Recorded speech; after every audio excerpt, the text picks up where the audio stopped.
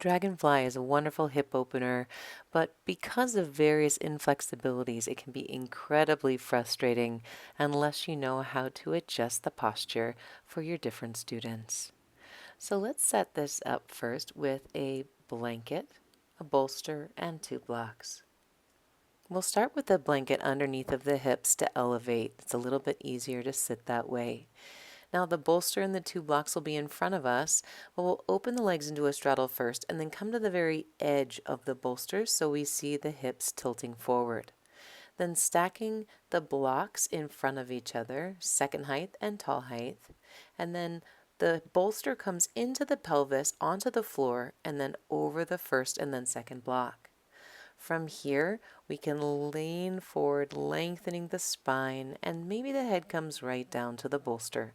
You can always elevate it a little higher with an additional blanket under the forehead. Now let's see this from the front. So we're sitting on that bolster. We're going to open the legs into a wide stretch. Come to the edge of that support, tilting the pelvis forward. And then from here, we can just walk the hands forward, coming down onto the forearms, or give a little bit more restorative with the blocks. Depending on flexibility levels, we'll stack the blocks either on the lowest or highest height. If you see here, I'll show you 3 different heights we can use for a block, the first, the second, and then the third. And we can make a coordinated effort. Maybe one of the blocks is on the lowest height or both are on the second height. So you can really play around here with a lot of variations. If you use the blocks on their tallest height, notice how one of the blocks is turned 90 degrees. If both blocks are stacked on top of each other, they're easier to tumble. So be sure to turn one 90 degrees for a little bit more stability. Now let's see how we set this up with a bolster in front of us. So lay the bolster out from the pelvis, and we can just come flat down and lay the belly on the bolster, or we can use a blanket and roll it up to create a little bit more compression for the lower belly. So we're going to bring that in, tuck it right into that lower belly, and then we can use our blocks underneath of the bolster to elevate it. And what we're doing is we're bringing the floor up to us, so as we fold forward, the bolster is there and we have the support that we need. The arms rest, palms facing upwards, adjusting the blocks accordingly. We can even come as low as the lowest height with those blocks, or even if you're more flexible, you can lose the blocks completely. The longer you stay in this position, you might find that you need to lower the blocks to go more deeply into the stretch. And to come out, press the hands down and roll up. Now let's see this from the side. So we're going to roll up the blanket, and you'll see how this blanket actually tucks into that lower belly, pressing it down and in.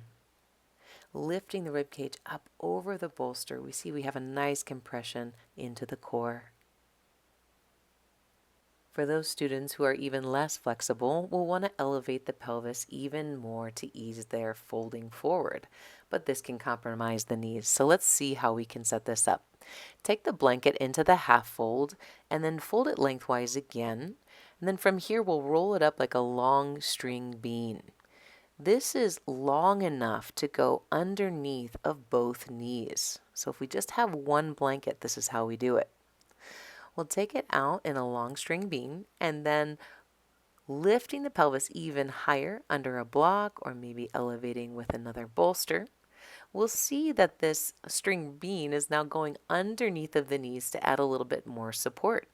And then we can even roll the outer edges underneath to elevate them a little bit more. The students might need to bend their knees even more drastically. We'll build this up again by placing the bolster in front of us and even perhaps 2 bolsters so that the floor is brought up even higher. When we use blocks on the bolsters, we want to ensure that they're in their skinny width so that we have a place for the arms to rest. If we put it flat, we don't have any room for those arms. And then we'll place the forehead on the block or on the top height with the arms on either side resting. When stacking the blocks on the bolster, just ensure that that lower block is on the skinny placement so we have room for the arms. We can even extend a little higher to lift the ground up to the forehead. Good. Now let's see an even higher seat. We have the 2 bolsters and then we have 6 blocks. So we'll stack those 2 blocks on top of each other. We'll place the other 2 blocks underneath where the thighs will rest on them. Notice the diagonal placement. And then the long, skinny string bean blanket will go even further forward to support underneath the ankles. We have our bolsters and our other 2 blocks ready as well. So let's take a solid seat on those 2 blocks. And then extending the legs out. If we have the legs this high, the back of the ankles will get very uncomfortable if we don't put a support underneath of them. That's what the rolled up blanket is for. You may have to help your student with that. And then the blocks go underneath the back of the thighs, not underneath the knees, but underneath the back of the thighs. This way it will not cut off any circulation. From here, we'll pull the flesh of the buttocks back, and then the bolsters will come down in front of us, elevating the floor. And then we have our blocks ready to go, stacking on top, building that floor up. Remember to turn it 90 degrees to have the most stability. And we can place our arms if we turn it, having that lower block on the thinner setting. Now let's see how setting this pose up at the wall can be a huge resource, especially for students who are less flexible. The wall provides a very strong, steady, and sturdy support so that the back doesn't round. We'll sit the hips up on the bolster, scoot the hips back to the wall, and then blocks underneath of the thighs. It's a very simple setup for a folding forward, or you can stay upright, which feels really nice with the head on the wall. Now let's see this with a little higher seat.